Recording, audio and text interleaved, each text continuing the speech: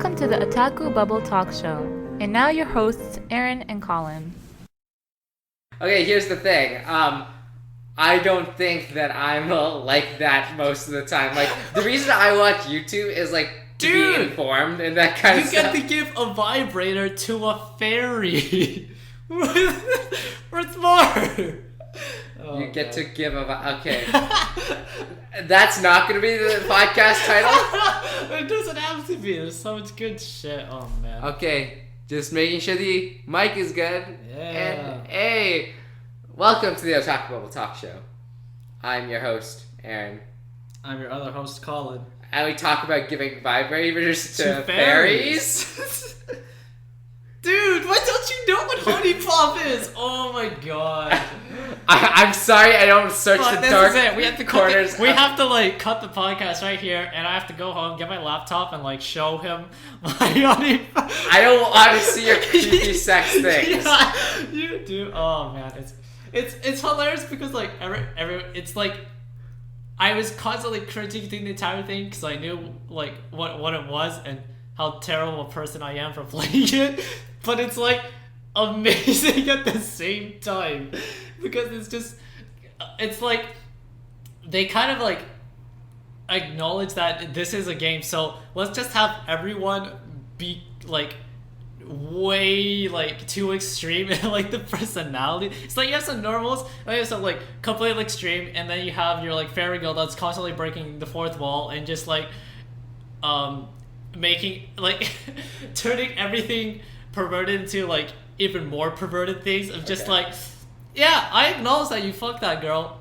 Let's get into it. I'm gonna join the horror too. Okay. Oh god. Like, okay, my knowledge of Honey Pop extends to like Rena Scully's Hot Pepper Gaming review and the 404's panel where they brought it up. That's what my knowledge of Honey Pop extends to. Oh man. Alright, so yeah, let's get into it. Let's get into it. Right. So, weeks. Colin. Okay, I guess okay, so yeah, if you know what I'm talking about, Honey Pop, which is essentially... Okay, so you're gonna still keep going. Yeah, I'm gonna keep You've going. actually been playing Honey Pop. I've been playing it. I have 5 hours on that thing. It's great. Oh, I God. just got it like yesterday, I think, and I just like played the shit out of it. And it is just the best guilty pleasure game I've ever had in a while. Okay. Sure.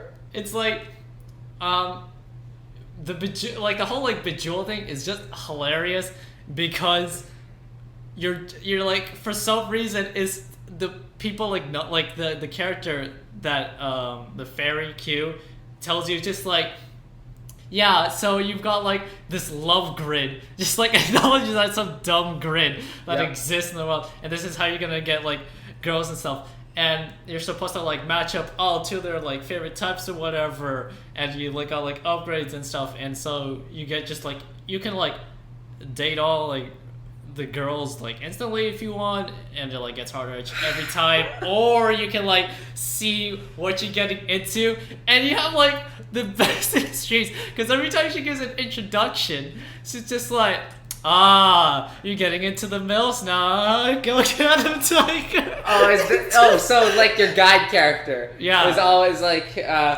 she's in on the kink. She's in on the kink, dude. There's like, she's like the kinkiest shit. There's this one character that literally asks you, she's like, what type of kinky porn are you into? And you get the choice. Oh god. Oh god, I don't want to talk about this anymore. Have you been doing anything else? Let's be real. That's the extreme parts of it. Like the actual like aspect of it is like, there's like a whole character page for like each character, and you can like, they have like different alcohol like tolerance levels, and some don't even accept. It's like, you can't get them drunk all the time. Con, getting kids drunk. God. Oh man. But it's like, it actually has, because like I was looking at the achievements, and there were some like fucking hard achievements in this game, and it like, okay, there's an alpha mode. Okay, let's just get out there. There's an literal mode just called alpha male mode. You got it.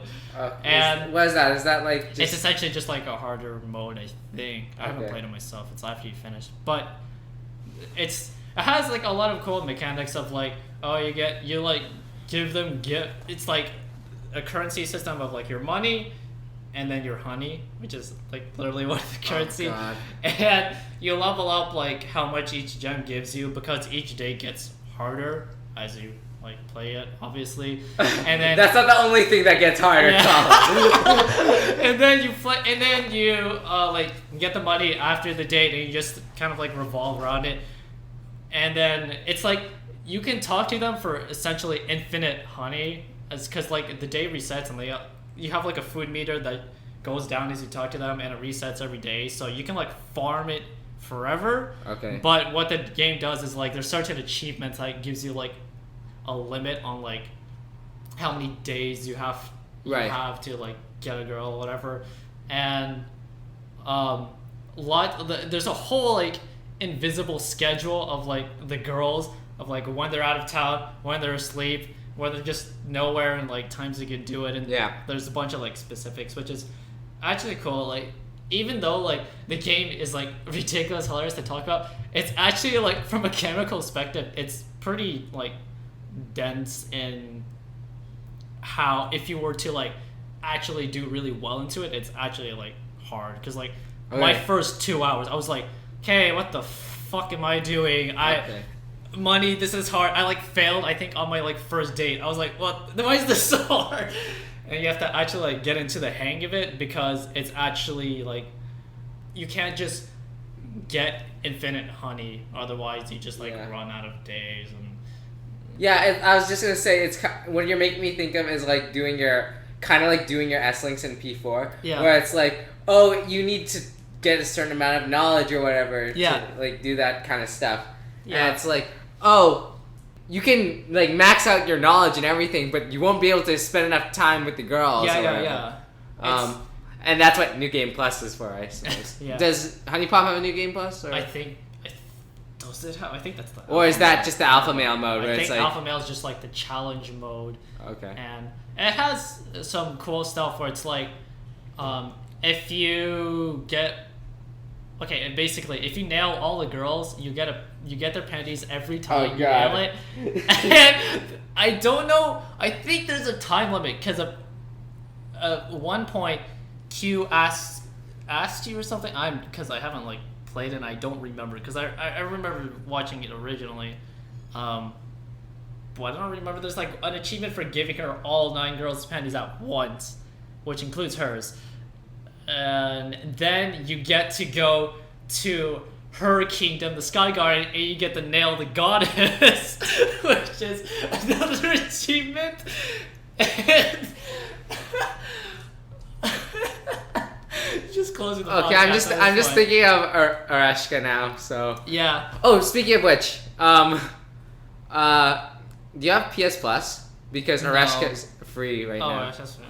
So I'm like, so Colin, gotta pay the piper soon. God. As I look down at my watch. I'm enjoying my Bejeweled Dating Simulator. Okay, so I won't talk too much more, because you don't know. Besides Honey Pop, like this game made me realize my favorite, I think, like genre, like out of everything like so far, is FPS survival horror. Okay, like, what have you been Holy Metro, holy crap. Okay, yeah. It's been like amazing game for me. But you've played it before, haven't you? Or no, I haven't played Metro. It was like playing BioShock, which is like a little. BioShock is like kind of like a lead up. As you get like further into the game, it kind of becomes more of a like shoot 'em up, but it has like the interesting horror, and that's what I was like looking for, like the exploration. And Metro is just this. It's an amazing storytelling, because the point of that is that it came from a book, and then it was translated into a video game instead of like a movie. I literally own the book, but I haven't even opened it. Yeah. Well, it's Russian, and what I liked about it is after the credits, I'm like, oh, this is entirely made by Russians, which is cool. It wasn't like ported over for some. It wasn't like outsourced to do in the studios here in North America. Yeah. I'm like, oh, okay, that's really cool. So all the people that talk aren't like people imitating accents. It's actual Russian people speaking English. Okay. And I was like, wow, that's really cool. So, And you get this so really not a different voice cast or not whatever. a different voice cast. You get this like really true immersion, and I just love the entire aspect of like one being in a metro system during the apocalypse, which is really different from anything else, and two being in a Russian metro because everyone's like speaking with like the accents, and they're talking about like lots of more like Russian, I guess, like cultural things. Yeah. And one of the coolest is that they have, it's like essentially it's the apocalypse after World War III. Yeah. Everything's like been nuked, so people are staying in the metro because everything outside is radiating. Yeah. Yeah. So you have to go like a gas mask outside if you want.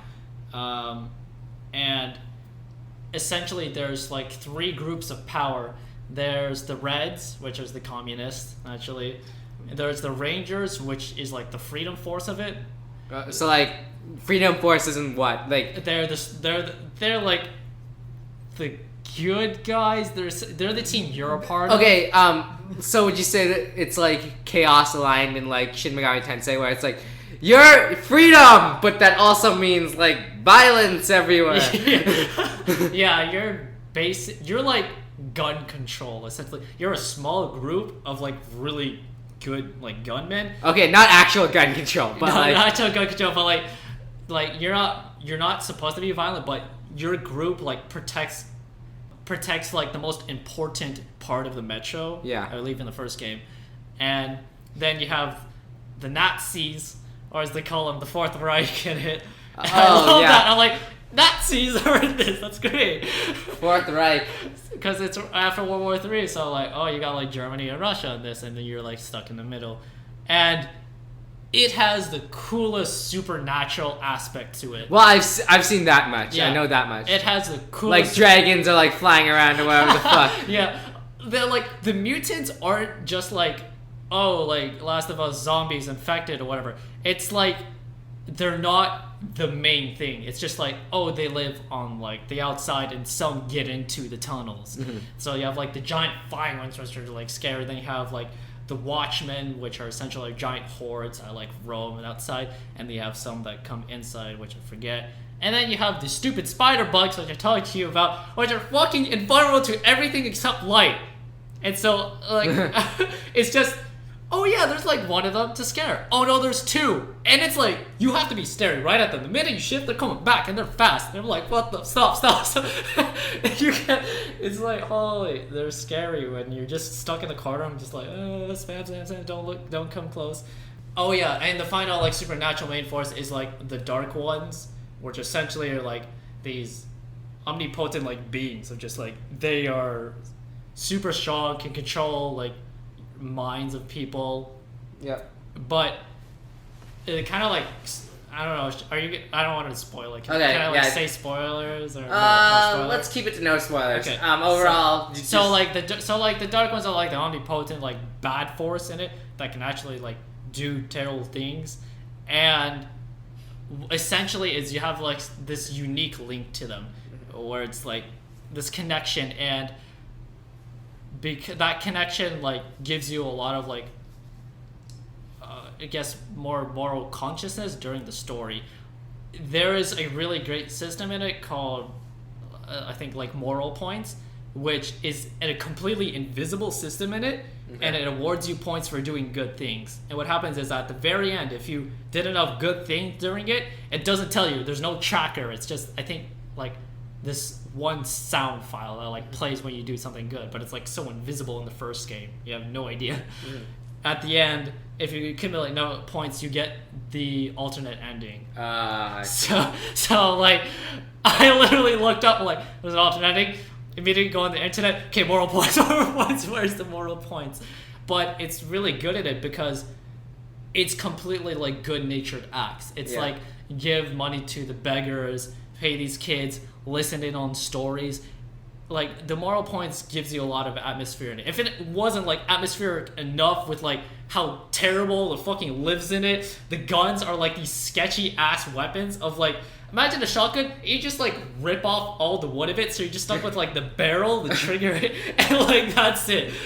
And it's all the weapons are really unique. They have this great pressure system sniper of like you literally have to crank the system into like the red zone in order for it to actually like one shot. Cool. I'm like, so there's no like official sniper in that one. Okay. And in the last light there is, but in the first one there isn't. And you also have like there's modes of like that change your like survivability, range your like normal, just depending if you want to shoot them up. But it's like really fun to be, because I like the survival horror of like running low on resources, because the entire point is just that you have to go out of your way to find ammo and stuff, where it's like it's supposed to be like the level is linear, but there is a lot of branch off points for you. It's completely optional. It doesn't tell you like nowhere. You have like a compass, not even like a HUD. You just have a compass that tells you go in this direction. That's all you got. But you can find like all these crevices and stuff that like just explore. And sometimes they'll just have like monsters in it. Sometimes it's just moral points for like being brave to go into there. And sometimes it's unique events. They have like some cool stuff going with this like kind of like ghost, which is like one of the last supernatural things you kind of explore in it, which is a really cool. It's instead of like ghosts, they have like shadows, because the whole thing is that everyone got blown away, that only their shadows were left. Oh, in the nuclear apocalypse, like how like okay, I see what you mean. Yeah, literally just like blown, and their shadows got stuck to the world. Oh, that's a cool concept. And the entire thing is that you cannot touch them and interfere or like shoot at them in fear, because that loses you moral points, because it's actually just leftover souls that like can't move on. Right. They're just stuck.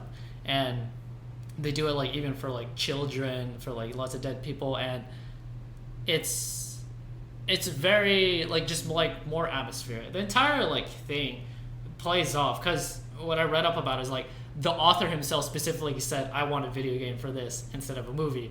And I'm like, whoa, nobody ever says that. Nobody says they want a video game on a book rather than a movie. Well, I mean, yeah, I think that's where we're going though, because let's be real, games are much more like much more inclusive and be a lot more. It's a money making, like way more than movies nowadays. Yeah.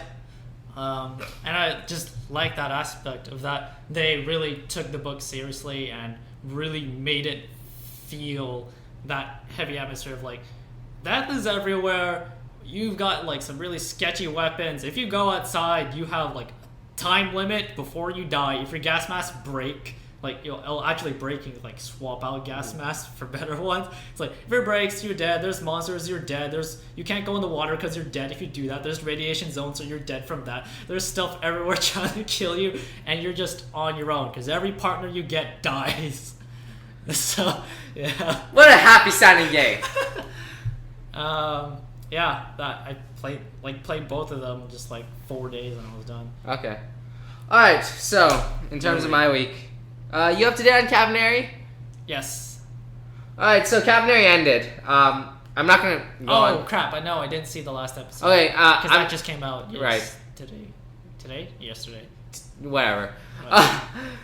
I'm not gonna go on too long. I'm just gonna say, Cavenary started out as probably the most interesting show of the season, and then ended as... meh. Yeah. Well, like, the last few episodes have been pretty meh, I'd say. Yeah. Like, there was the hype moment at the end of the last episode you probably saw, which was when he takes the... Oh, yeah. When he like, literally injects and he has a certain time. That's pretty hype. And it basically turns into Berserk. Yeah.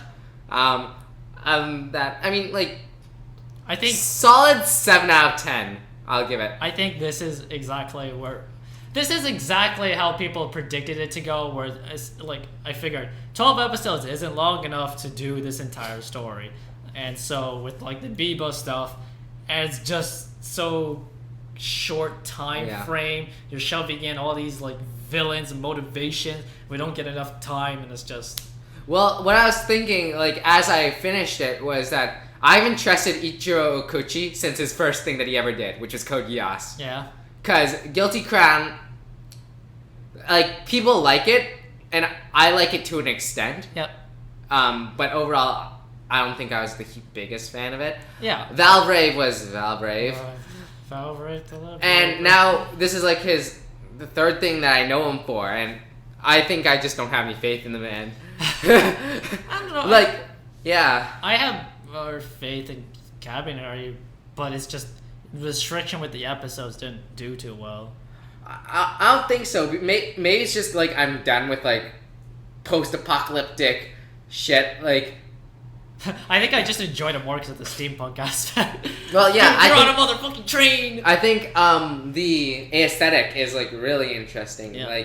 Like Japanese Meiji era look, like samurais with guns and steampunk. Come and on, like, we could have almost had Storm Dancer in this. Samurais with chainsaw katanas. I barely know what Storm Dancer is. I only know what Storm Dancer is from your descriptions. Yeah. Damn. Oh, I love that. All right. Anyway, yeah, that was. So, I'm just gonna say overall it was meh. It wasn't my shtick. True. Aside from that, for some reason, I got back into Tetris. God damn it, Eric. We're playing Russian games now. Tetris and Metro. Yeah. Most Russian podcast. Psycho Black. No, but I mean, Tetris is just Tetris now. Nothing really to say there. Wait till you get to Bejeweled. And I guess speaking of Berserk, hey, guess what? Hey, guess what? We got our game. Well, the anime. Oh yeah, in the anime. The anime just started back up. And the anime with CGI we're really worried about again. Overall, Berserk is Berserk. Nothing really to say here. It's a pretty straightforward adaptation. The one thing I guess I'll say is that they did this weird thing where Casca is now white. Because you know how Casca... That's gonna piss off the Tumblr fans. Because you know how Casca has kind of got like this mulatto kind of look to her? Yeah, like she's got darkish skin. Like she's not exactly like... She looks aesthetically like Japanese Asian kind of look. But she has tan skin. Yes, tan skin. And like they got rid of her tan skin basically with this. I'm going to just assume it was for not like an aesthetic, but it was just for some production reasons. I think what it was just the lighting. Like the lighting pass wasn't good on it. Yeah. That's what I'm just assuming. It's for some production reasons. They wouldn't just. I don't think it was. I don't think it was intentional. It wasn't intentional. They were just like, we have to turn her white, just cause it's gonna make us harder to deal with her skin during the show. Yeah, I think it was just them not like paying attention, not giving it a lighting pass. Like, okay, that looks good. Whatever. Yeah. Ship it. And Tumblr goes wild now. All right, so wow, this I think has been the shortest phase 1 of the podcast like ever. Like I would talk about ReZero more, but I'm not even on the latest episode. But I caught up a fair bit, and that. Oh, you know what? Actually, I can talk about one thing. What? So as I said, like I forgot to talk about it last week, but I saw this movie. It's called Independence Day Resurgence. Oh dear. Oh dear.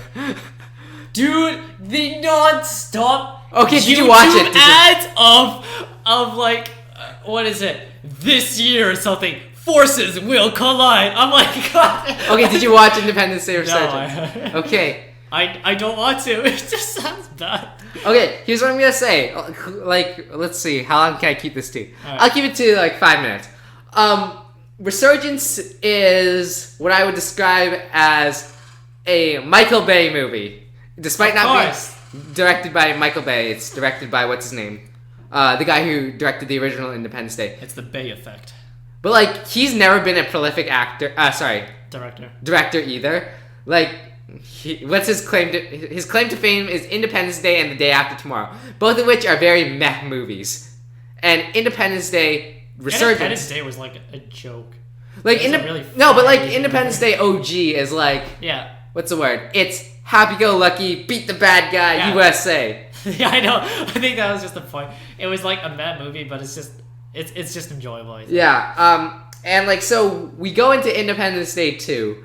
It's basically like they tried to Boruto make it dark and serious, or like Zeta Gundam, where it's like, time has passed. We're in like alternate version 2016 where everyone's basically like a badass mech pilot. Of course. But you just get the same story again, and like it's very samey in comparison to Independence Day 1. Is this like Star Wars Episode 7 where they just ripped Well, off like I think that's one of the plots? all where all these things are going is like, I think it started with Star Trek Reboot, where it's like, take the same concepts, do it again. Yeah.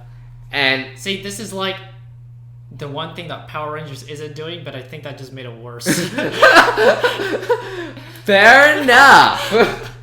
But yeah, so we're going into this movie, and it's just like the same concepts over and over again. Yeah. And like, it's a good movie, despite what people say about it, but it's not a great movie. Like, I'd peg it at a 5 or a 6. Okay. Out of 10.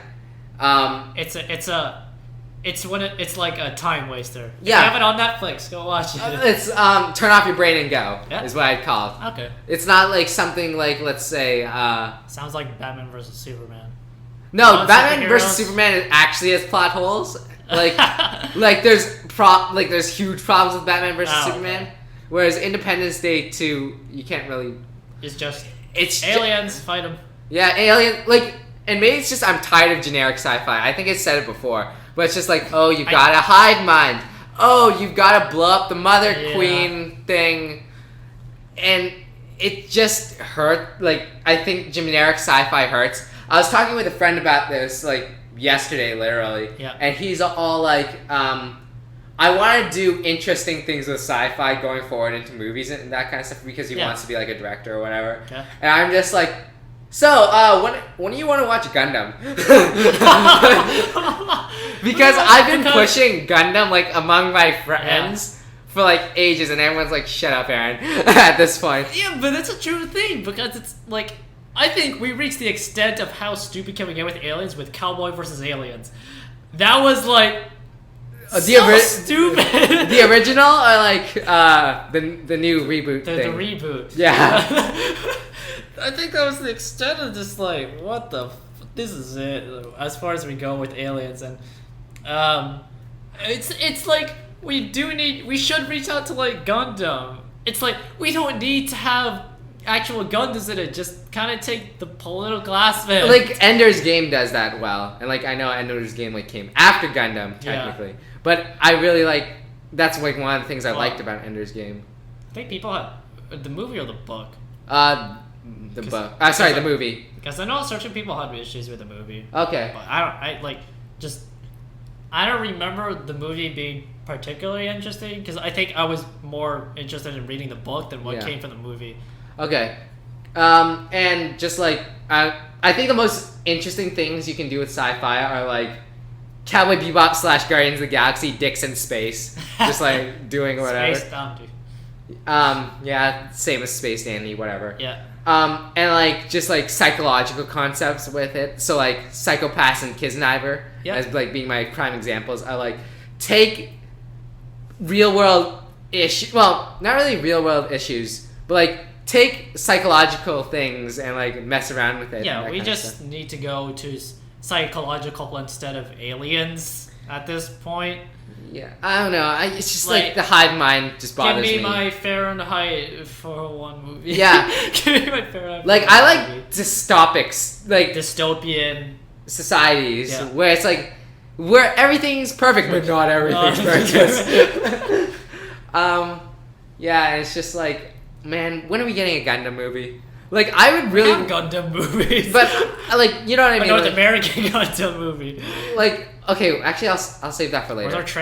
Wait, we had Transformers. I'll save that for later. But yeah, I guess we'll cut the break and we'll be right back. Okay. Settle transition. And we're back. So remember how last week I was talking about what you shouldn't do with Transformers? Oh, is this it? Okay, so we got news. Transformer news. And not the good kind. And not the good kind. You know, so there's a part of me that's just thinking in my head, why can't we just get the penny and stocking Transformers thing? Why can't we just take that one episode and make an entire season of it? That'd be so good.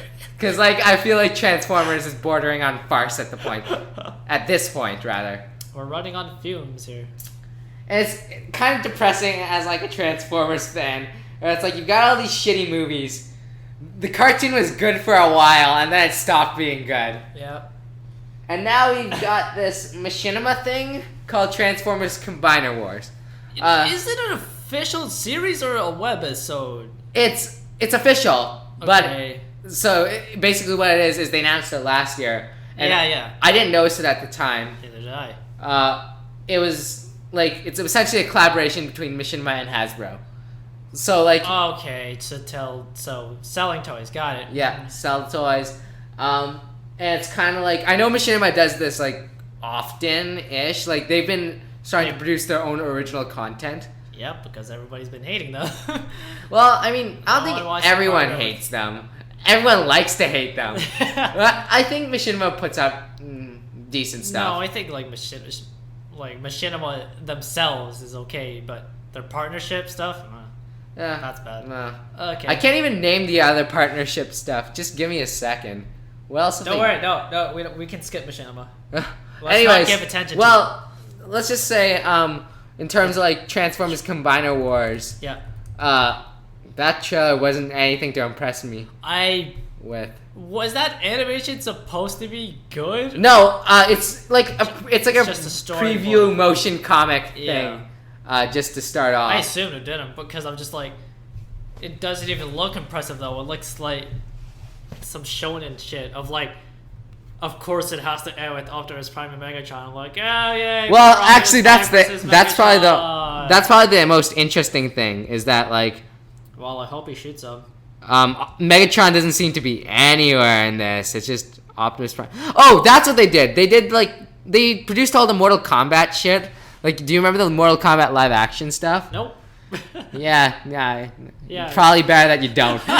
Like, some of it's good, but most of it's just nah. And then they also did like Street Fighter's Assassin's Fist. Okay, let's skip. Ignore it. Yeah. Okay, it's all bad. Just ignore it. Let's go.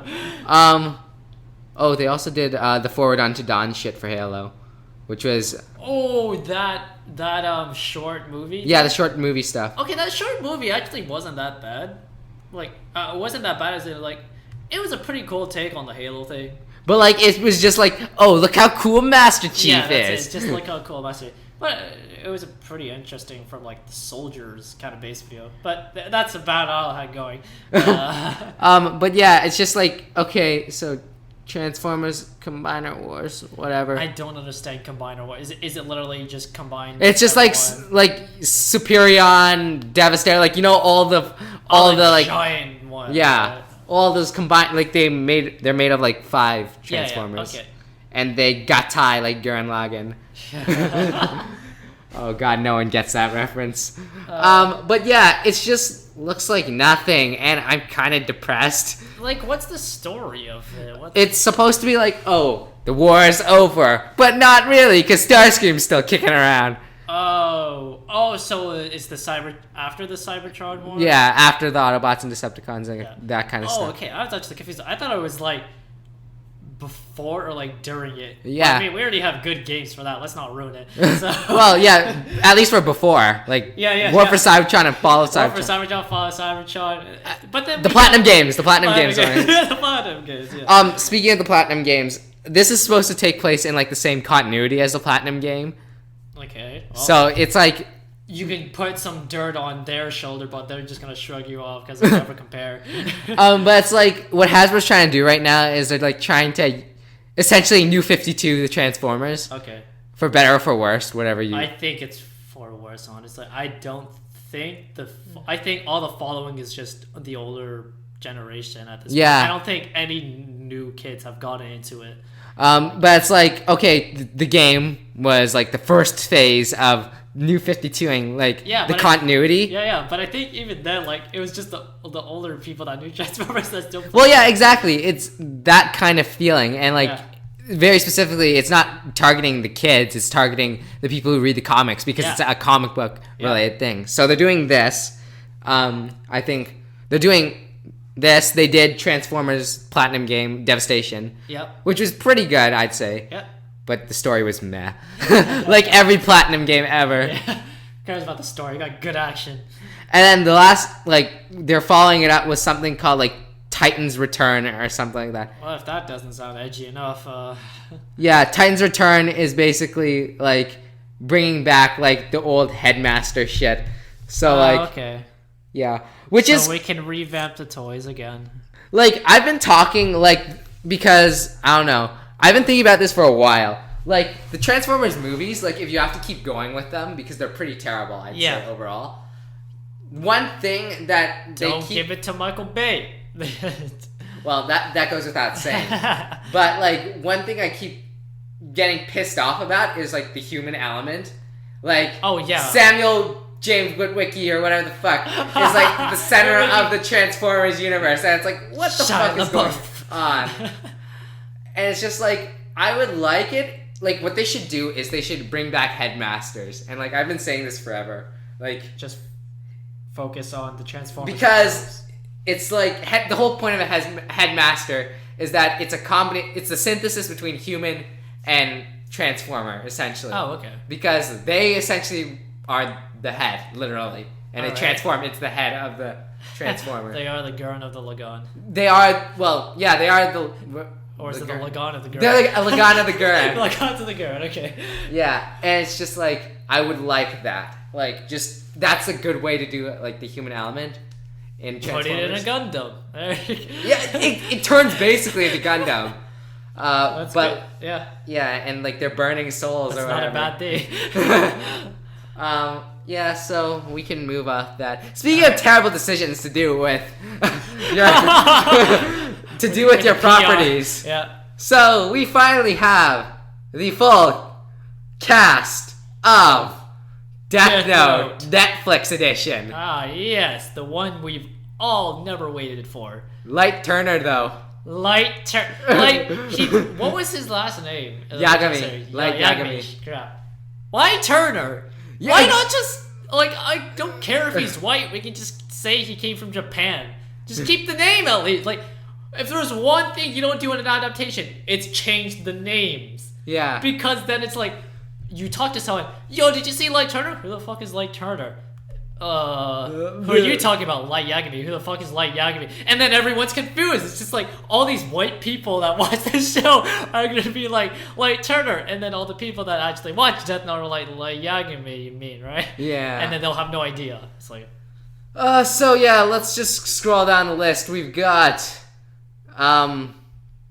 Light Yagami, who's played by the lead in Fault in Our Stars. So, I mean, you basically get the girl audience in. Yay. Same way you got the girl audience in the original Death Note. You gotta get good. I know like 0% of these actors. Like, I'm being real. I knew the Fall Beyond the Stars. I don't know. Don't know him. I don't know Keith. I don't know Margaret. Sorry, for context, we're scrolling down the list right now. Well, we know Paul Nakuchi because he's a voice actor. Yeah, exactly. So... And I know him barely. Yeah. This guy right here, Shio Wingham, he looks very familiar. I don't know. Edward Wingard has signed to the Fantastic Four. Yeah. I have no idea. Shio Wingham looks familiar to me, but like... Okay, wait, so Paul Nakuchi's actually being an actor in this. Yeah, actor. He's playing... I believe it's... I forget Death Note, like, too well. Well, what's the word? I don't remember Death Note too well, but I believe Watari is, like, the police commissioner. Okay, yeah, so, that's what I thought. I was like, he's, like, the commissioner or whatever. Yeah. Right? These names are bothering me so much, though. What is that? Because, like, it's Light Yagami, Light Turner. Light Turner. Misa Amane is Mia Sutton. Oh, jeez, that's as white as you get.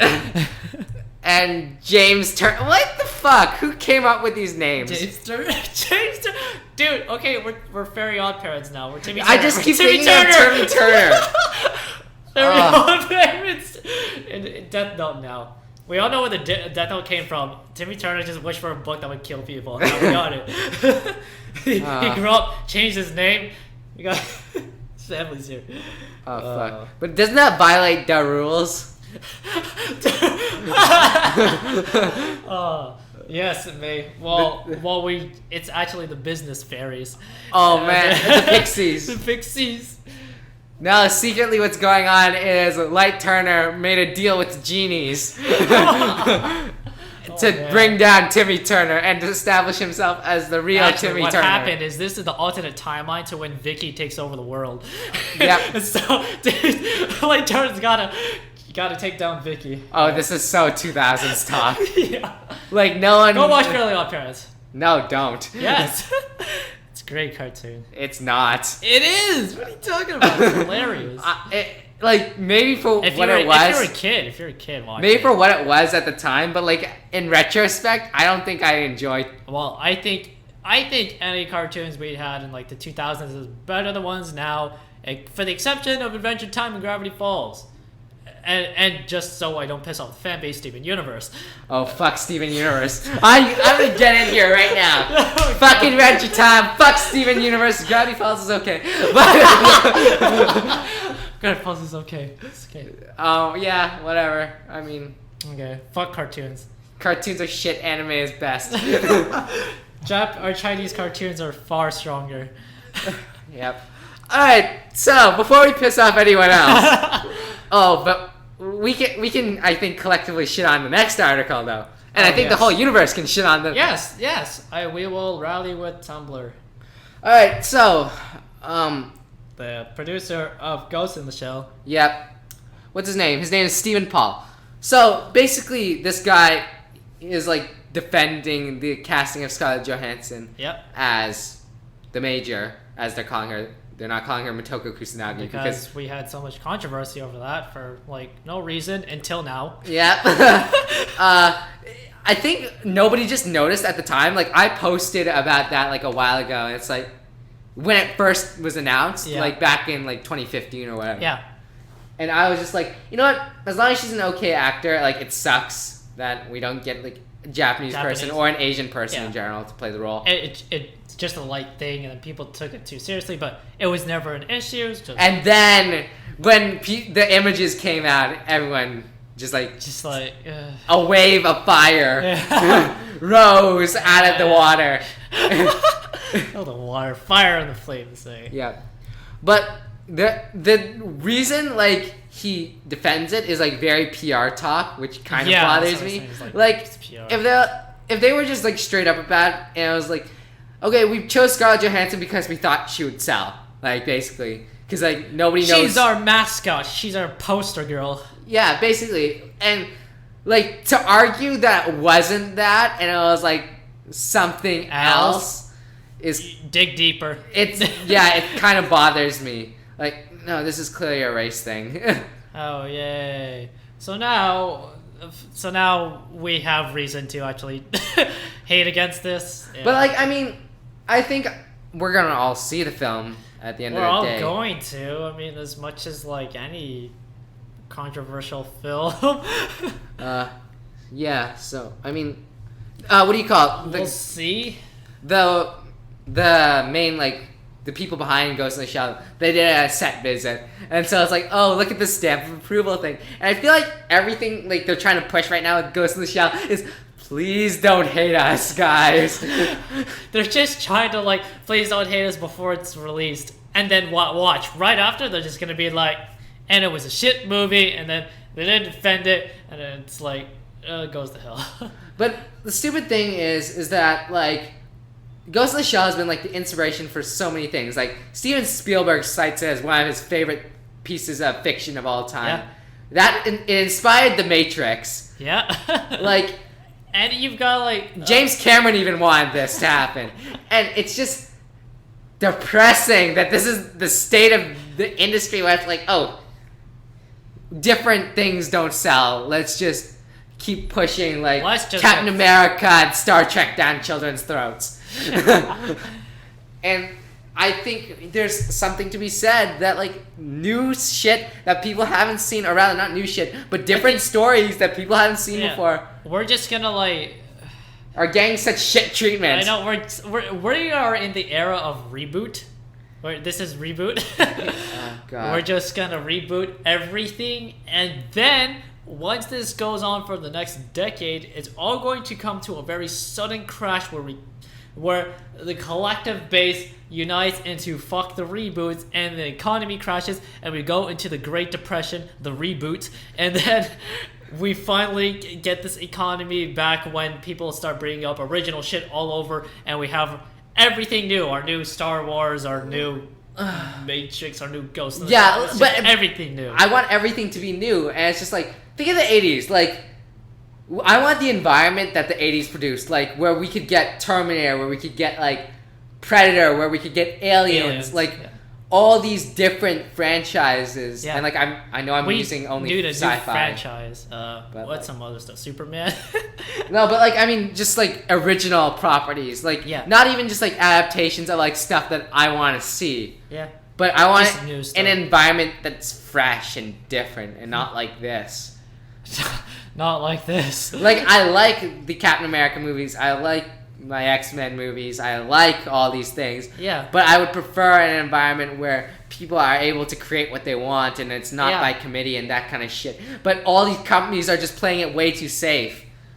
Because movies don't make as much as they used to, I think. Yeah, because, well, I mean, like, we're all cutting our cable now, so...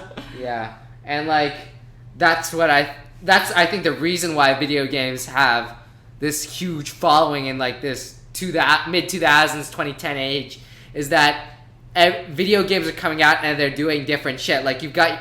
I know you've got, like, Horizon Zero Dawn, if that isn't original, I don't know what is. Like, I know we've got, like, our Call of Duties and whatever, but, like... But we still have our other stuff. We got, like, Dark Souls, and, like, maybe it's not the most original thing in terms of, like, gameplay, but, like, story-wise is very different, unique. And, like, you got stuff like Ereshka, which, like, innovates, like, mechanics and that kind of stuff. You've got stuff like, I don't know, Persona, S-linking. S-linking is such a huge thing in, like, JRPGs now because of... It's in, like, all of, like, JRPGs now because it's such a big thing. But, like, there's no innovation in Hollywood anymore, and it's sad. We're going on in circles. We're just ranting about this, alright. Alright, so, we're not going in order right now because I'm just saying fuck the script. Okay. But no, let's talk about scales, Colin. Ordinal scales. Oh, putting that in the movie. Because speaking of, I feel like it's a good transition. Okay, hang on. I need to... Okay, just go. Yeah, so Sword Art Online, a while ago, they announced a movie, and we didn't exactly know what it was. Yeah, but we just had images and stuff. Yeah, but now we're seeing what it actually is, and it's ordinal scale. Yeah, it's ordinal scale. So basically the concept that they're pushing is AR MMORPG in this universe, I guess. I suppose it takes place after the whole Alicization arc. Yeah. That's what it's right. Okay, go. Yeah, I presume it takes place after the Alicization arc because because Alicization takes place in 2026, and this is also 2026 in terms of the timeline. I don't. Okay, I want to know. They'll have to explain. I wouldn't think so. Because I think what I remember is that this is supposed to be something in between. Oh, and in between? Season 3 is after. Okay. That's why they're doing it this way. Alright. That's how I think. I'm not sure, though. Because Alicization, the whole concept is, like... I think Alicization would last longer than 2026. Yeah. They'll probably travel all over to 2027. No, but here's the thing with Alicization is that it does, like, weird time shit. Where it's like years in Alicization are minutes in in the real world. Yeah, because Harada doesn't have enough fuck-ups with time skips. Yeah, whatever. Alicization's pretty bad for that. Like, as good as people, like, proclaim Alicization is, it's... Keep making those plot holes bigger. I say, we can't fit this train wreck through it yet. Like, it's... What's the word? It's okay. It's decent. But, like, there's problems, and I admit there's problems. I think the trouble we have, like, SAO is that so much people have, like, shitted on it that we've put the light novels on this pedestal for being better. Yeah. But once you read it, it's not actually that much better. It's like it could even be worse at some Have times. you read The Isolator? Have you read Excel World? Whatever. Like people, talking about this like Excel World. It's like Reiki Harada went like, I wrote Excel World and SAO. I'm gonna like create a baby between the two. So now you have SAO and Excel World essentially. It's like real time. But you know the first thing that I thought it was on ordinal scale? I'm like, why does this look like World Trigger?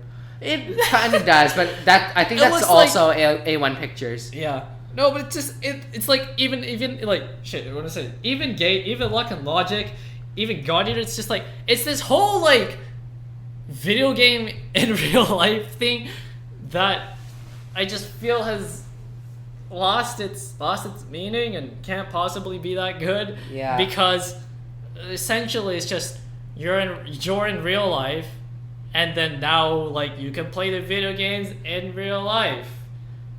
And I'm struggling to see where this goes wrong, and it's like besides the fact that it'd be hard enough to like have this ever exist. Yeah. It's just like I'm really wondering on how it goes wrong. Like, what is the big bad thing? And no, don't make it just and everyone dies when you're killed in the game. No, here's what I think. Like, I'm gonna call the plot twist like a bajillion years ahead. Yeah. Because looking at that poster, It's all hallucination. did you see the poster for it? Yeah, it's like yeah. It's You've Kirito, all those characters, and then you've got Kayaba Akihiko. Somehow he's behind this. That's what I'm calling the plot twist as, because you can't do anything significant because it's like this weird side story thing. Like, it has to be some dumb bullshit where all villain It was comes all back. a dream. No, I think it's just like, oh, ordinal scale is actually a front for the next tier of Sword Art Online. Oh god. And now we can get Sinan's ass and Leafa's boobs in. Oh shit! Show me the poster of that. I need to see the one with Reiki Kawa. Because those are the real characters. It's like ordinal scale was so not what I expected and so what I didn't want. Like, keep what you're doing and just put it in another video game. Like, I could care less what you did, but I really didn't want this. Yeah. It's just your entire Go thing was like immersion of Yeah. like being in the video game. That's what like he's been trying to do. Yeah. Like, it's not amazing, but at least it was something. Now it's like, oh okay, let's just AR. do it. Do it in the real world. Let's do it in the real world. That's just like, I can't imagine this very well because it's so ridiculous. Yeah. It's like, and now you fight video games in real world. I'm like, do you know how stupid this would look in real life? It'd be people swinging their arms. It's swinging their on the arms around in street. real life. Yeah. That's like how I was saying like the other day, Pokemon Go is gonna kill so many people. Because people are gonna run out of the street and it's like, it's a Pikachu! Get hit by a truck. Yeah. Whatever. Okay, I'm looking at the Let's poster. move on. And Let's we've got, move like, on. We've spent We've like got the Cobalt and the Unicorn, and then wait, what is that? Wait. we spent 5 minutes too long on this. It's no. See in the background, you've got the tower. Yeah, thing. Aincrad. Is that no? That's not Aincrad. Is that just like the first cities poll, or is that the dead players thing? No, the dead player I think church is somewhere else. Okay, seriously, No, I'm it's Alicization is such. Okay. seriously, I'm moving on. Fuck you. Or no scale. It just looks terrible. Well, it like animated well. Alright, so for some reason, the universe collectively decided that today was fighting game week.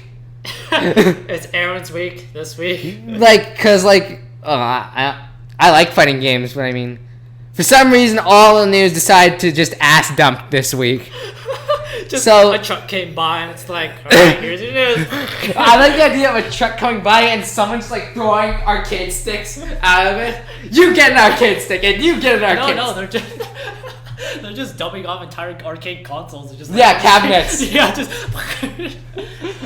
Alright. So, let's start with Balrog. Context: I was really confused by when he originally sent that to me. I thought it was a monster hunting game or some shit. I was like, With Lord of the Rings With Lord of the characters. Rings. No, but for those of you who don't know, Balrog's like an old Street Fighter character. Yeah. I've seen him. He's the punching American guy. Yeah, well, he looks as dumb as ever, which is probably like... It's great though. He's literally just like... just every anime fighter, every anime boxer ever. And like he's got a new stupid hoodie thing and it's like, yeah, sure, whatever. He's fighting with the jacket on. You know, they usually like take it off. Yeah. And then they put on the gloves. It's like he's fighting with it on. Like one of my favorite things is Dudley from Street Fighter 3, Street Fighter 4, those games. Yeah. Because Dudley's whole, like my favorite animation of him is him walking forward with a jacket over his shoulder. He tosses it, and then he gets into like a boxing stance or whatever. I wish we had Dudley in Street Fighter 5. I don't think he's coming. Is he coming? I don't even fucking know at this point. Follow. So anyway, that's not what I really wanted to talk about because Balrog's like ultimate move is one punch. By the way. Yeah. Like I'm barely following Street Fighter 5. Like I don't think I've updated in like ages. But what I really care about here is Juri and Urien, because like those are like two of my favorite characters in Street Fighter history. Like I think a lot of people like both of those. Yeah, because like Juri is like the first like Taekwondo weird like psycho bitch character, and Urien is like the old classic Street Fighter 3 character, who's just like this naked guy. Just this naked guy, and he just like walks up and zaps you with electricity. And he knows like only 3 words, which are like kill, smash, destroy. And yeah, any one of those can be formed into any sentences. And like his whole deal is like he can like summon like a giant electrical shield called an Aegis reflector, which deflects projectiles. Of course, Aegis. But yeah, I think I'm more interested in those two. And like I think Balrog looks like he just has the same moves. Yeah, exactly. He looks the same as he did in like Street Fighter, like the old games, basically. But yeah, nothing much to say there. I briefly wanted to talk about something where it's like, I'll save it for later. Okay.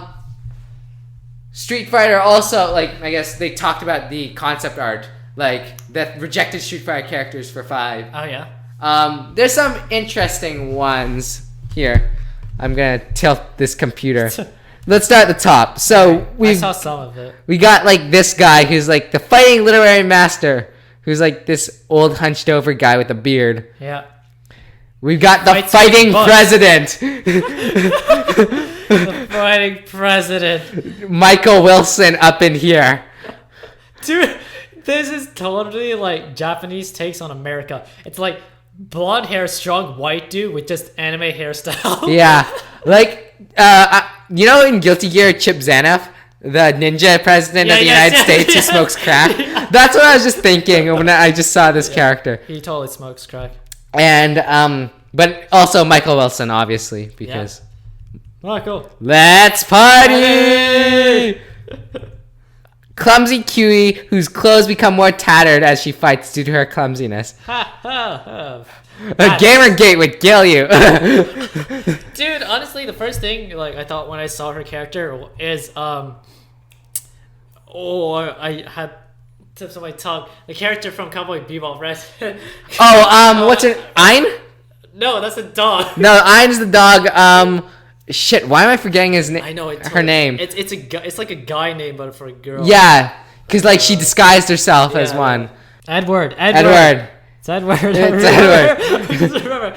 Okay. All right. Yeah. It's Edward. Yeah, totally remind me of Edward from Cowboy Bebop. So yeah. It kind of does. Now that you mention it, but like this was apparently one of the designs that they were gonna use for Laura, the Brazilian girl with the lightning kicks. Speaking of like more, I really like her character design too. Speaking of Laura, this is also another of like. Yeah, that's totally like that. I'm like, this is totally an alternate for like Laura. This is Miss Babbo. Miss Babbo, Brazilian. Then we've got soccer fighter, nondescript soccer fighter. That. But I like how they cited the reason is like, too similar to Roberto from Rival Schools, so he got cut. Okay. So I mean.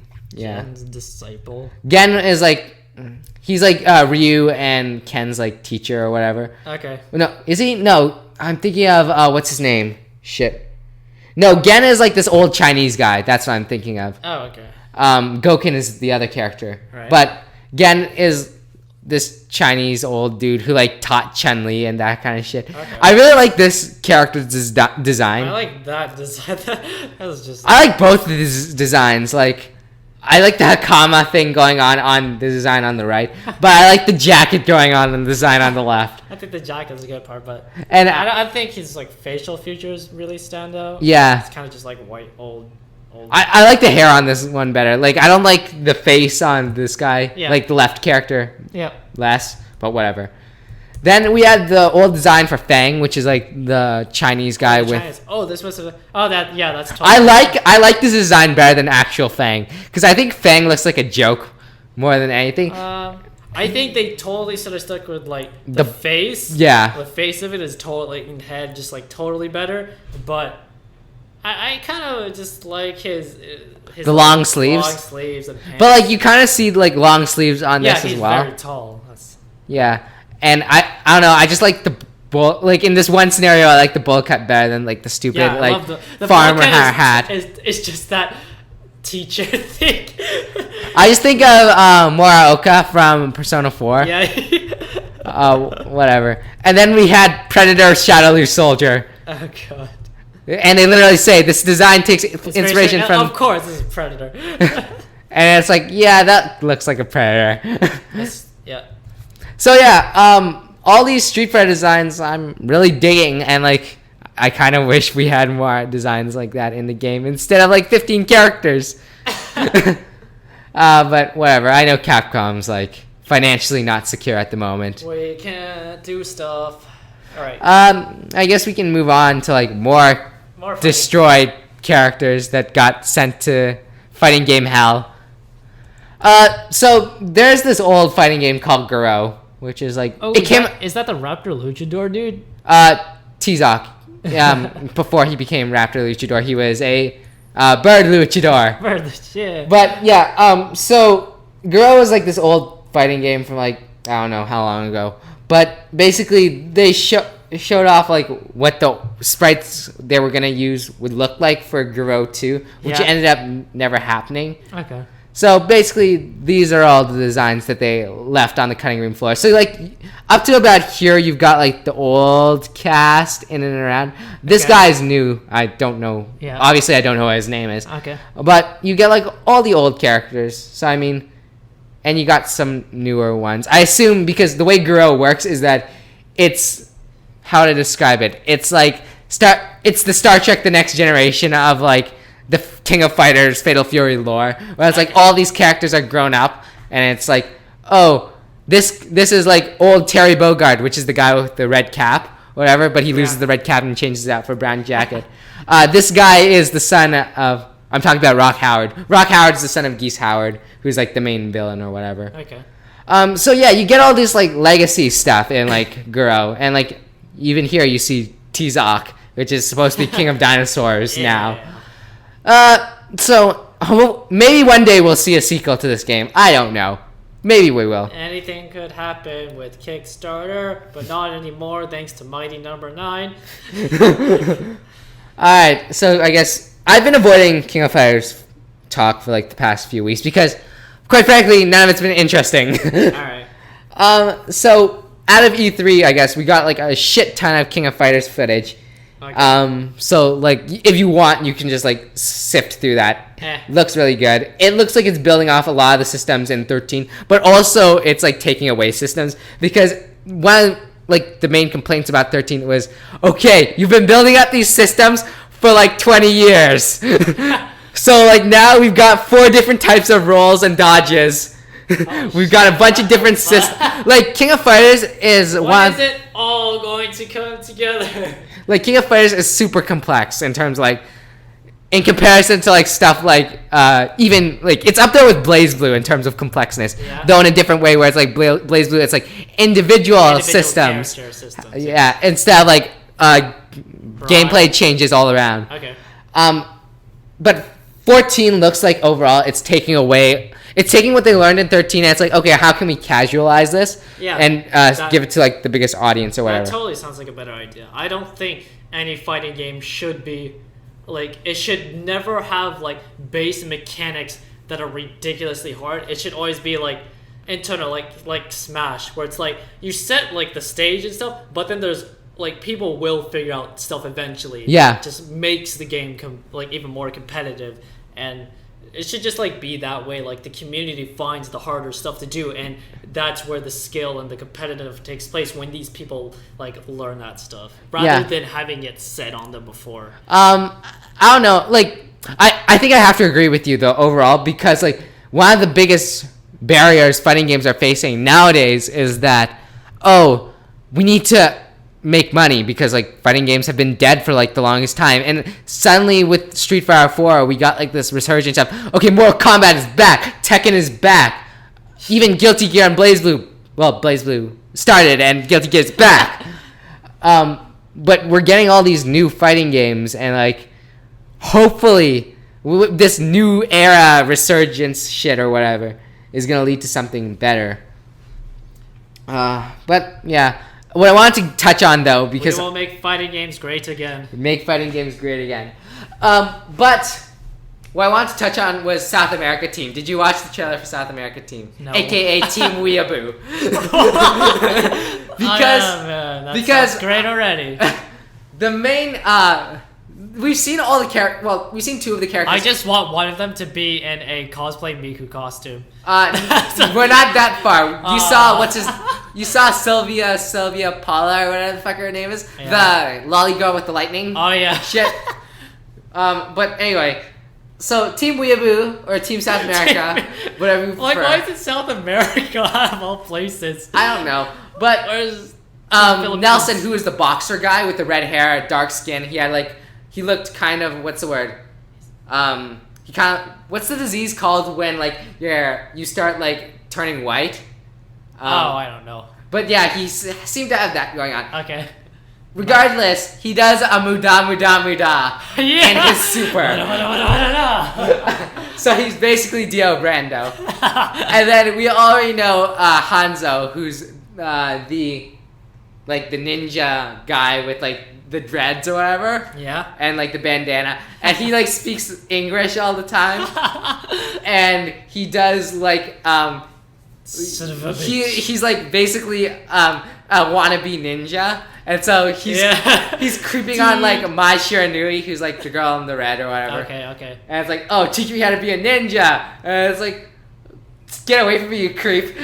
I want his moves to be just ninjas and like terrible skill forms of ninja techniques. No, basically his whole shit is that he's a Naruto character. I want him to be like a clumsy Naruto character, where like his throwing knives, instead of like throwing it straight, he like throws it, it drops on the ground, and then it bounces back up. It's just shit.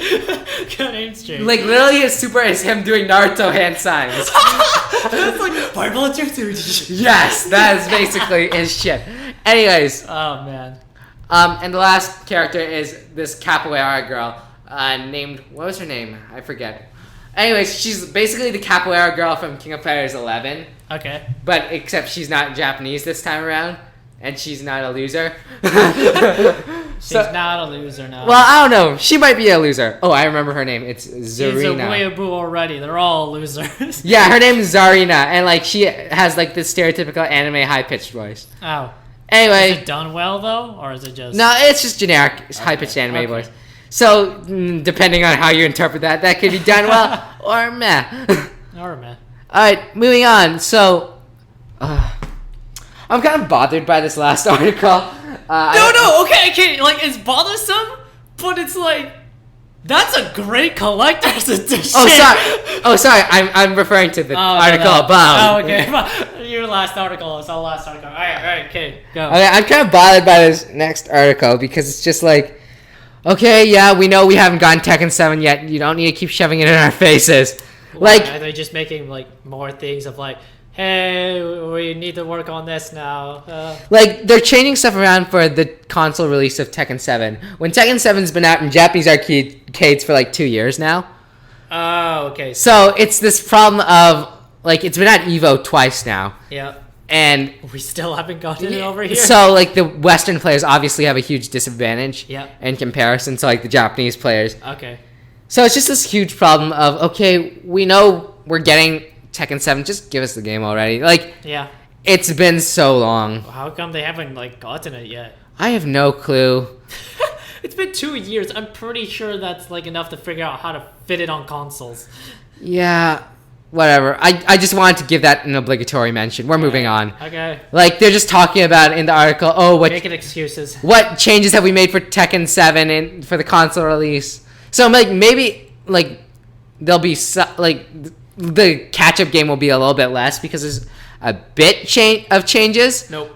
But I don't, whatever. All right. Summer Lesson's going to be coming on the Tekken 7 Japanese release, though, so. Yeah. As a add-on. Okay. A free add-on, whatever. Of course, why not? But anyways, let's keep moving. Okay. So, what you were alluding to. Okay, last article. That is a great collector's edition, man. Like, it doesn't matter whether you like the game, hate the franchise, that's just a great collector's edition. Yeah, I guess. Like, I saw, it's just like, Okay, damn. sorry. Context. okay, we're talking, context, this is the SAO Hollow Realization Collector's Edition. One, it's surprising we're getting a collector's edition in the first place because, like, the Atelier games, even though that's over here, we never get the collector's edition. Well, we have to if you import wanna go onto the Nipponichi's store, you can get the Yeah, edition but I'm from- saying we still have to like order it online or import it. But it's like this is actually like physical collector's edition. Yeah. But I'm still pissed off. They're not giving us the physical release of Vita for that game. It's physical only for PS4 and then digital for Vita. So the collector's edition is like It's the PS4. So I want to do what you are doing for what's the game you wanted for PS Vita? But you needed the collectors. No, you were talking about it. Oh, Grand Kingdom. Okay, yeah, just like you get the console version, get the collector's edition stuff, sell the game back and get the Vita version. If it comes to that, but just like So, what's exactly in the collector's edition? I didn't look. Okay, it's great already because you get 2 figures, which is like already good, and the steel box. Then you also get like the game, the OST, cards, and whatever this is, artwork. Yeah. But it's like a really good for like $150 because I bought collector's edition for the StarCraft before. Yeah. And I didn't even get a figure for that. That cost like $80, I think. Yeah. Maybe even more. I'm starting to like. I think we're getting back to the golden age of collector's edition. I know, but like these are really good collector's Exactly. edition. Like $150 like seems expensive, but I mean like it's worth it because the amount of like stuff that's in it is actually like good for that price. Yep. And like Overwatch's collector's edition, I think was also really good too, where you had like a full like size trophy of like Soldier 76. Here's the lesson: just like Gravity Rush did, we give you the cat figure. Just put figures in your collector's edition, And Colin will buy and them. I won't buy it. Oh man. I usually like my collector's edition fetish is just like Artwork. not necessarily like artwork or like figures or anything, just like collectibles that like make sense. So like Okay. remember I bought like the Persona ones on the basis of you get the tarot cards. the tarot cards because that's freaking awesome. And like Where's my free Kirito and the trench reason coat? and the reason why I'm in on the Grand Kingdom shit is you get the map of the world, which is like significant because it's an SRPG.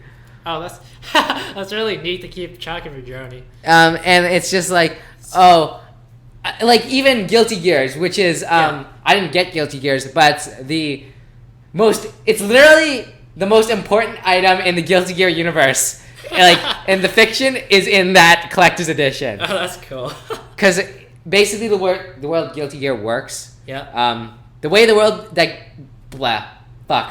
the way that the world of Guilty Gear works is that the entire universe is written in code, basically. And this code is like it's a computer, but the computer is a book.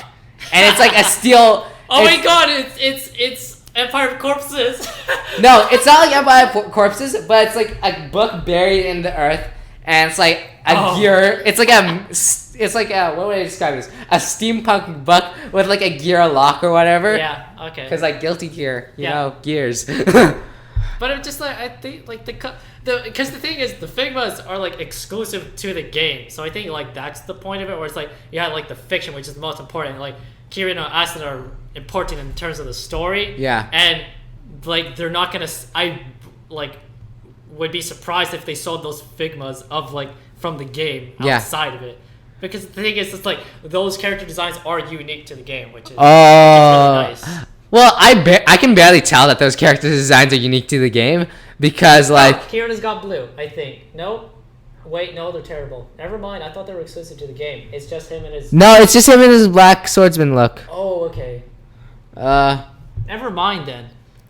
Well, it's still two Figmas, but okay. Anyways, if it was like actual models of like their changed ones, that would be really cool. But it's still two figures, which I think the average of like a regular is like 40 to 60. I think you can get. So your netting's still like $80. If you like them like that, I don't particularly, but I really want like the steel book, the sounds, and the artwork. Yep. Because like, it still looks pretty. Yeah. There we go.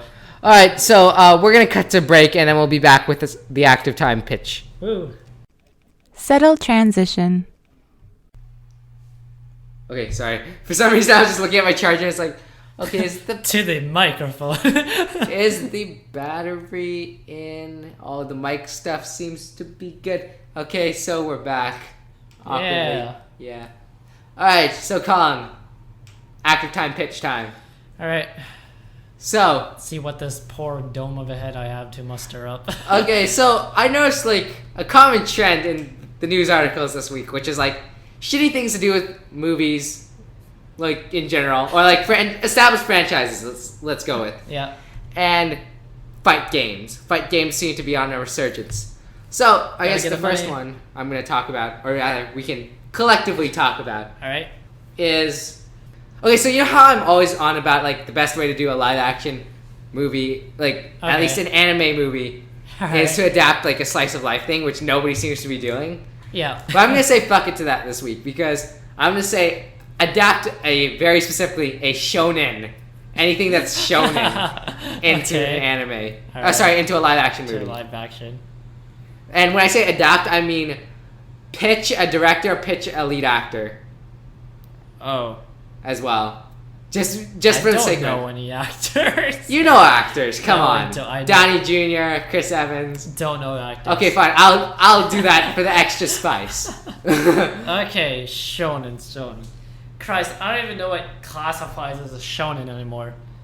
Like We just well, okay, something action oriented there. action. I know it's like action oriented with your guy main character and.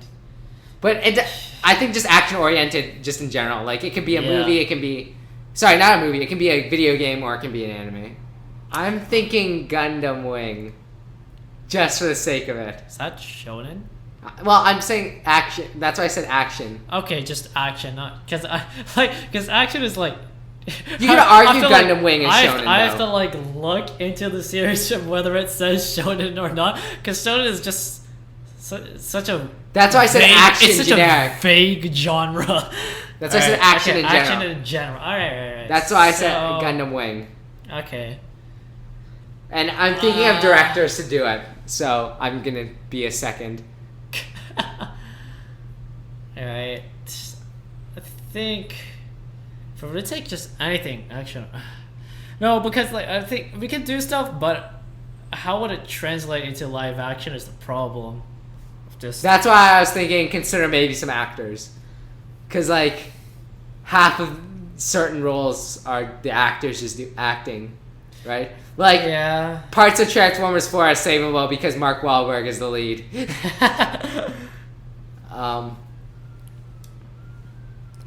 I don't have anything for this. Damn. All right. You think with just like action is like so varied, it can do anything, but it's like I don't really know what anime action would suit well into a live action. Okay, I'm just gonna start throwing out ideas. So like Gundam Wing seems like it would be.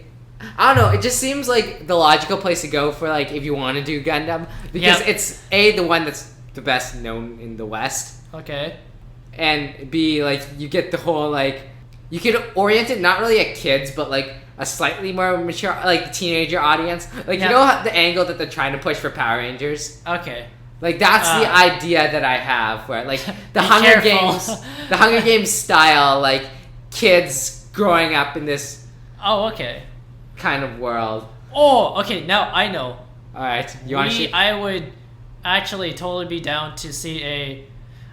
It's not so action oriented, but it has action. I totally like want a Zenkyo no Terror or Tenor and Resonance live action of that. I think that counts. That counts. Okay, I think that would be suited because it totally be a like teenage to adult movie, but I think I'd aim it more to adults rather than teenagers because I think it's a much more mature show. Yeah, and while it may not show its like themes the best, like it doesn't like precisely show us what the underlying stuff is going like on with the characters. Yeah, I don't want the like I'd rather just like try to live action adapt that and show these more like mature relationships and thoughts and like experience rather than just trying to cater to like a more teenager crowd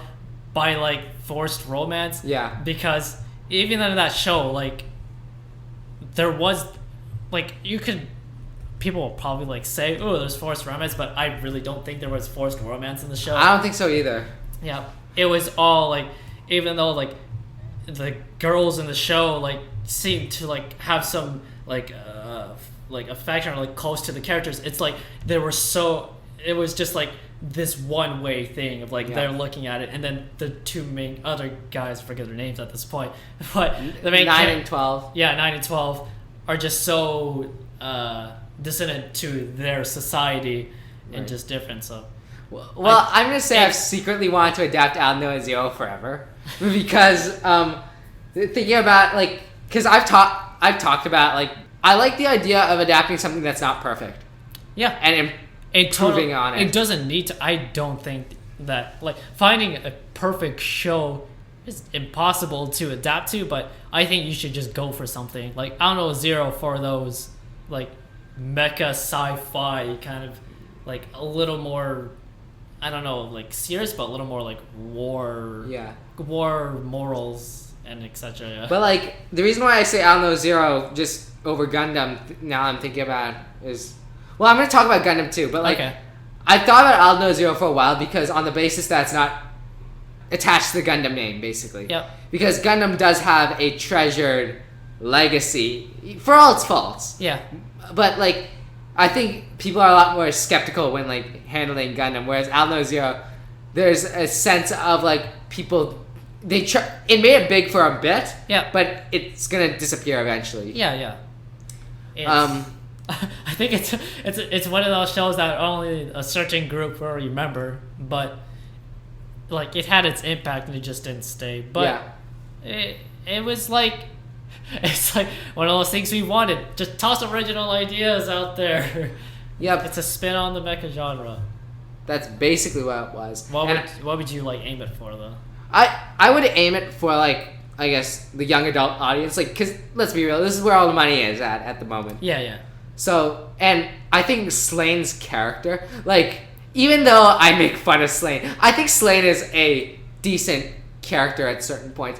The only parts where he is like bad is when he's like contradictory, and like you can self-justify it with he's insane, but no, he seems like he's very in control during this part, so it's like kind of hard. He's like, he knows what he's doing, but at the same time, it's like, what annoying. I think it's just the writers didn't know what the fuck they were doing. Don't know what the fuck they're doing. But I totally get it, because I think that's what I was trying to go with, like, Terran Resonance. It's like, I'm trying to get as close to real life as possible so that the anime doesn't have too many anime tropes in it. Right. Just because anime tropes don't take well to live action. It's just not comprehensible to the audience unless you're like in it already. But even that, it doesn't translate well to live action. Just like finding a show that takes the least of it Yeah. But it's like still like anime. You just like adapt into like the live action will be easier. The less of these tropes and niche cliches. Yeah. I'd say you'd have. I'm just thinking about it. Because I'm just now my head's just going. Yeah. Death Parade. It would. Because I think it's totally there, but I don't see it as a movie. You don't see it as a movie? No, Alright. I think it'd be like a live Netflix action show. Yeah. Netflix series. yeah, yeah, definitely. Like, I don't think it would. If it was a movie, it doesn't have the, I get concise plot that it needs to be a movie. Yeah, that's true. Where it's kind of like Monster of the Week. It's People of the Week. Yeah. And I don't see it well. I don't know why in my head I just see it being Woody Harrelson as Dekim. Yeah. Because, I don't know, Woody Harrelson seems like the kind of guy that could do... Like, physically they look kind of similar. And I know, like, Woody Harrelson's like a comedian kind of character. But I think it would be interesting to see him play, like, a serious role. Deadpan. Let me think. I'm gonna bounce off all my ideas because now I'm firing on all cylinders. For Gundam Wing, I would say... What's his name? Do you remember that show Super Ninjas? No. It was like this Nickelodeon show or whatever. But they had like this Asian American lead. I'd want him to be Hiro Yui All right. from Gundam Wing. And I feel like Duo Maxwell could be Liam Hemsworth because like just seeing Independence Day like makes me think that. But I don't know, like maybe this is like weird, but I feel like Liam Hemsworth is too Australian for Duo Maxwell.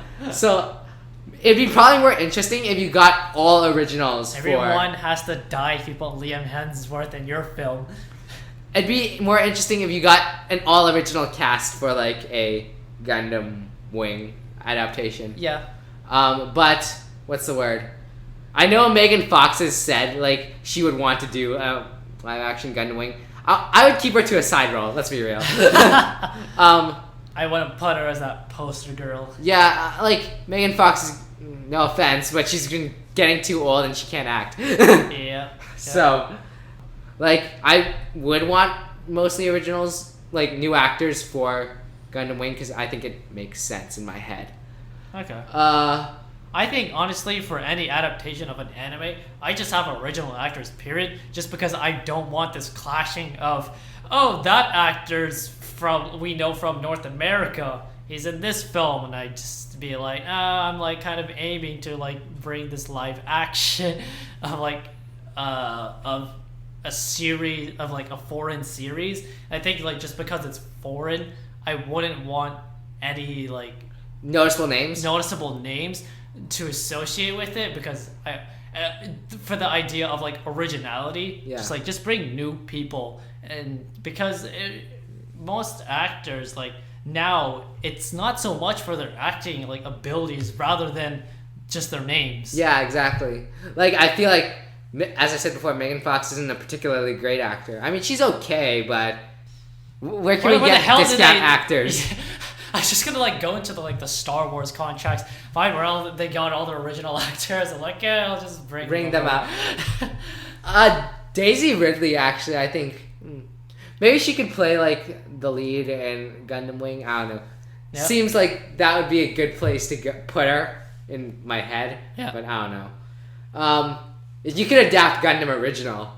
Amuro and Char. Just cast those two. Yeah. I feel like those two though, I would want like the best up and coming young actors to like play those two.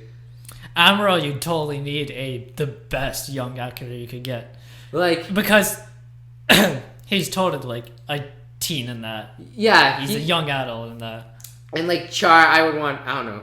Who the fuck could play Char? Who can match Char's charisma? I don't know. I don't think we have we lack the we lack the know-how to do that. Yeah. Fuck, like Char. I just want to see Char like on screen. Like yeah, that's so cool. And like what's his name? In Wing they've got Zex Marquise, which is basically Char. But I don't know. I don't like Zex Marquise as much as I like Char. Now that I know who Char is, okay. If that makes any sense. All right. because Char I feel is like way more. He's gotten more of this like passion in him. He's where, got like, moxie. Exactly, because like Char we've spent like so many years with, or it feels like so many years with. Yeah. Where it's like, oh, you see him in like Gundam Original as like this nice guy, but he's just fighting for the wrong side. Yeah. Then you see him in Zeta Gundam, where he's like this tired mentor character. He's like teaching Camille the ropes. And you see him in like Char's Counterattack, where he just goes full asshole, fuck the Earth, literally.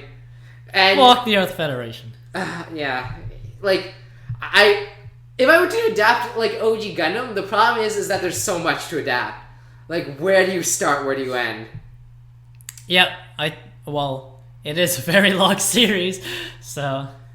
Oh God, What else could I adapt? If I'm going back to Gundam Wing, I don't know. Where's my Cowboy Bebop live action? Allegedly, it's in the works, but That's never gonna happen. okay. Who do you think? Okay, cast Spike Spiegel. I don't want... Okay, there's no actors that have an afro. Cowboy Bebop. I don't think you could do that. Like, I think Spike Spiegel, you'd have to take him at You'd have like, to change him. his physical appearance at the very least. Yes, that's the thing. Like, there was no actor that looks like Spike Spiegel. I don't think there is. Like, not in this country. I'm going to South America for this. Yeah, like maybe like let's say like a Hispanic actor, like an Antonio Banderas type. Yeah. Like you could probably get to play Spike Spiegel. It's just someone not from here. Someone not from here. Jet Black. With Jet Black, that's his name, right? Yeah. Who could play Jet Black? Ooh, that's a Even tough harder. I feel like Samuel L. Jackson could do Jet Black. All right, so the mic cut out for a second. Okay. But whatever. What was I talking about again? Samuel L. Jackson Samuel L. playing Jet Black. I don't know. I would just want to see that more than Samuel anything. L. Jackson in anything. Like, I feel like that's a role he was destined to play. Because Samuel L. Jackson is like, oh, I'm so done with your shit. And Jet Black's also, oh, I'm so done with your shit. Shit, Spike. And Faye Valentine. Who could play Faye Valentine? I totally know there's an actor out there for it, but I feel like... I think I would actually want Scarlett Johansson to play Faye Valentine. Yeah. That's... Just get someone with sass. Yeah, because Scarlett Johansson is sass. Yeah. Which is kind of why I think Makoto Kusanagi was a bit of a miscast. Like, it was okay, but, like, whatever. And Vicious. I don't want Vicious. I feel like Vicious could be, like... Because he's supposed to be Chinese, like, even though he very clearly doesn't look Chinese in the anime. Yeah. I feel like Vicious would be, like, someone like William Lee.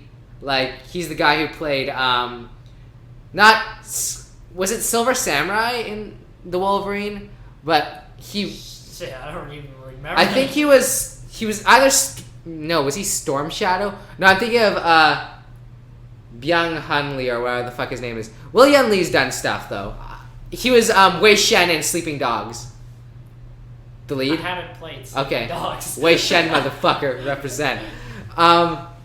Yeah, I think that wouldn't be a miscast if you got him as Vicious. You know what? Okay, I was thinking of, because like we're talking about action. I'm just like, you know, how you said like it would totally have to be a slice of life. I'm just like, damn, there's so many slice of life we could totally adapt into movies, but it's just the audience and movie like base right now is so on a slice of life. Emotions and relationships whatsoever. Like they're not doing it unless it has some romance in the action series. Well, I think we're all action now. I'm like, oh man, there'd be so many good adaptations of like something. Like rom-coms and that kind of stuff. Yeah, we could just we can have like we got the Fault in Our Stars. We could get Your Lie in April and just put it over here. Oh god. Oh, I feel bad thinking of Your Lie in April. Because that's... The wound is still fresh, Colin. Let me add some little salt in there. In terms of directors, I feel like the DeRusso brothers, they're the guys who did Captain America Civil War, Captain America, Winter Soldier. Yeah. I feel like they could do Gundam Wing because they can handle an ensemble cast. Ensemble casting. That's a forgotten thing. Dude, like I feel like the last real ensemble cast movie was the event, like Captain America: Civil War, but before that, I just think of the Expendables. Yeah. Because like that feels like a legit ensemble cast where everyone gets their own spotlight. Even in Captain America, like it does focus a lot on Winter Soldier, Captain, and Iron Man. So it's not really an ensemble cast. If that makes any sense. Okay. Uh, Sorry, I was thinking the shot type, but it's okay. I don't know. I feel like they can handle an ensemble cast for like if they wanted to do Gundam Wing because Gundam Wing you need to focus on these 5 main characters who are all a bunch of assholes in their own right. Yeah, I think we can adapt too many characters into movies because I think movies we need just like the 2 main characters and then some other people. I don't think it's been hard to ensemble. Yeah, because fucking Gundam Wing's like 50 episodes long. It'd be hard to include all the characters. I feel like you could do Cowboy Bebop as 2 movies. Yeah. So like, you could do the first movie like being like all the goofy, kind of like some of the goofy shit, and then at like towards the middle like second act kind of area you can get into like Vicious and like the Triads, and then the second movie can be all about that with like I forget what their names are, but the 2 brothers. Whatever. Like the guys who are trying to take back the clan from Vicious. Dude, I don't even. Okay, and then you could get like, of course, Spike Spiegel's girlfriend in there, and yeah. Remember that blonde chick that you see for a couple moments and then dies? No. Yeah. Can you imagine? I feel so bad casting someone for that. It's like they have a couple lines and now die. Okay. Can you imagine like a John Woo style Cowboy Bebop movie? Because I think that's who I would want to direct it, like more than anyone else. Because like John Woo is all about like gun fu action, like that style of like fists, but also guns, but also knives and that kind of shit. Yeah. But anyways, we're talking too long. Second question. So, fight games. Okay. Give any franchise whatsoever a fighting game. Kill a Kill. It's like I remember there was the Pixels fighting games. I was like Kill a Kill's there. Kill a Kill is definitely one that I would personally want, mainly because it's so ready for a fighting game. It is so ready. Like Arc System Works doing Kill a Kill would be awesome. Yeah. I don't know. I'm just sifting through through franchises in my head. Like, okay. Sorry, now I'm still stuck on Kill a Kill, but Ryuko, like, you get Ryuko, you get Kiryu and Satsuki, you get Mako, you get Mako in her JoJo uniform. No, that'd have to be like it'd be like either her like V trigger or just like any like alternate kind of mode. Okay, yeah. She'd be having regular, and then that would be her like final assault form. Yeah. But then what would Mako just play like? I feel like she'd play like Kirino, like she's just throwing shit out. Like she would. I feel like she'd be. Yeah, she'd be playing like Kirino or any kind of like. Sorry, Kirino and Dengeki Bunko Fighting Climax. Yeah. Because nobody knows what we're thinking of talking about. Kirino from Dengeki Bunko Fighting Climax would totally fit. You get the Elite Four.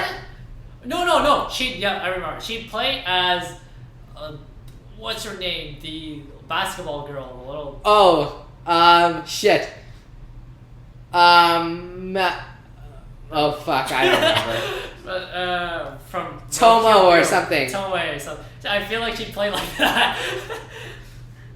She wouldn't need setups, but just her fighting just like a ball out of nowhere would be great. You get the Elite Four in there. You get Nui. Do you want Regyo in there? Because I feel like Regyo would be like. Regyo would totally be there, but she'd be like final boss character. Oh man. Nui would be in there. You'd have the Elite Four. Can we get can we get Takarada as DLC? Where his whole gimmick is that he puts money down, like, and money is basically all of his setups, and basically got like if you step on it, like guys will like come in and like attack, like, like he's just a gimmick character. Oh, what is it? So like, cause. Quarter circle forward, a guy comes forward with the money machine gun. Yeah, he'd basically be like a assist calling character, or he'd play like no. The heavy object guy. Yeah, that's what I'm saying. I'm trying to. Oh, his name is so weird.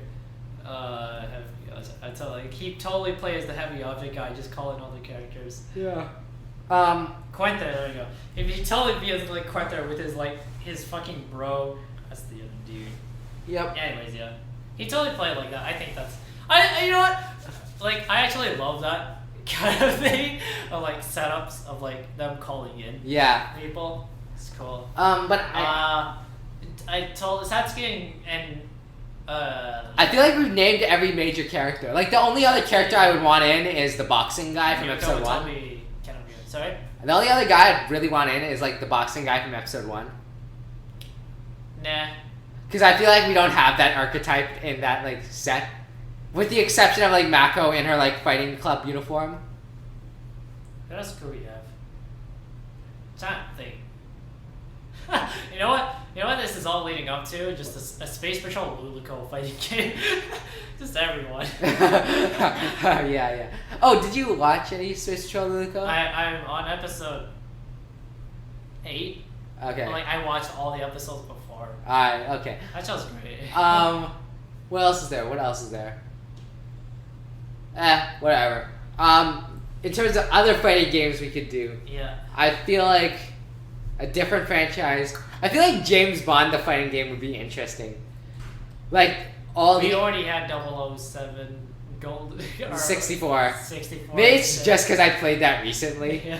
I think it'd be just an FPS. It doesn't... It works better as an FPS. As an FPS, yeah. But I like the idea of weird fighting games. Just like things that you wouldn't expect to work well as fighting games.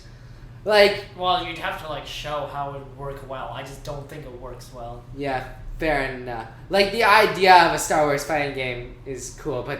I don't think it works. Well, we've seen it doesn't work. Yeah, it doesn't work multiple times. Trying to think. No, but like unexpected fighting game is the Gundam Wing fighting game, which is really good. Oh yeah. Yeah, but no, you don't expect like a 2D Gundam Wing fighting game. Or is there a Shingeki no Kyojin fighting game? We already have. Okay, I would hate that because every character would play the same. Yeah, dude, I want that just for that. Every character plays the same. Like Great. the most variation you would get is like Levi and Mikasa. Yeah. Oh, you know what? A Guilty Crown fighting game. Just like, I think what we'd have to do is just like, instead of him having all their weapons, they would each have just that weapon instead. Okay, you clearly haven't finished Guilty Crown. Oh, the only actually. Things happening at the ending of Guilty Crown. But I wouldn't like that, honestly. I would hate that. Mahoko Coco no Rent to Say fighting game. I think that exists, actually. Like, I know there's a game, I don't think it's a fighting game. I think, like, we've seen he's in Dengeki Bunko, so we've seen, like, what they can do. And I like how we just say he's in, because he's the center of the show. Fuck Tatsuya. Fuck Tatsuya Shiba. But, like, we see Tetsuya and Dengeki Bunko. But, like, the CAD types they have is very varied. Like, you have your melee to your range to your magic. Yeah. So I think it could work. Can we get a Code Geass fighting game and the Lancelot just plays like Ryu? Where he can actually do the Tatsumaki spin kick. Yeah, spin kick. And then like quarter circle forward would like be him like would like be him thrusting forward with the sword. Quarter circle Shoryuken would be him going up, and then just the spin kick. Or, I don't know. What else can we bring to fighting games? Could you do Akame ga Kill, the fighting game? Because I haven't finished Akame ga Kill. Do I want to spoil this, or like...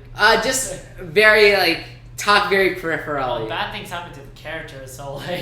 Okay, so you can't do an accurate kill fighting game. All the characters are dead. Yeah, all the characters are dead. You're like, oh man, it just like everyone wanted to exist in a fighting game.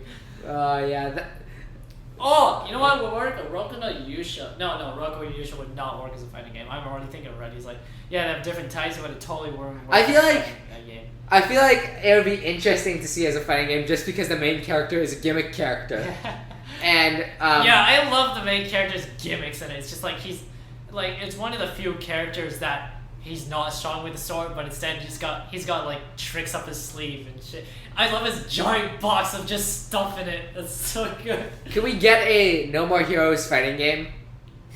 Where it's Yeah. I feel like No More Heroes fighting game starring Travis Touchdown, and then you give a whole new set of like assassins to go up against, like in the original No More Heroes. Yeah. That I think that could be interesting. What else is there that we could push? 7 Deadly Sins, the fighting game. No, I was just looking at that. I mean, we have a game for it.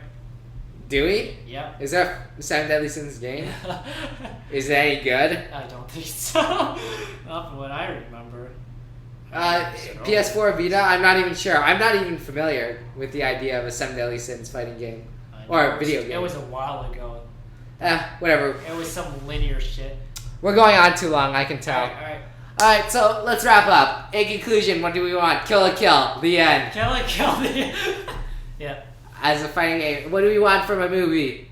I wanted Zankyo, but I don't really care. It'd just be a serious film. Cowboy Bebop directed by John Woo, There starring we go. some Hispanic guy and Samuel L. Jackson. Gundam Wing with the Russo... what are their names? The Russo brothers? The Russo brothers.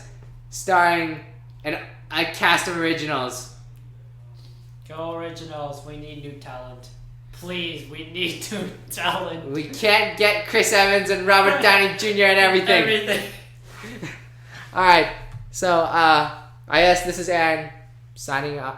What did I say? Signing off? Signing off. You got Why? your catchphrase, right? I forgot my catchphrase. Signing off. And this is Colin logging out. And we'll see you next time.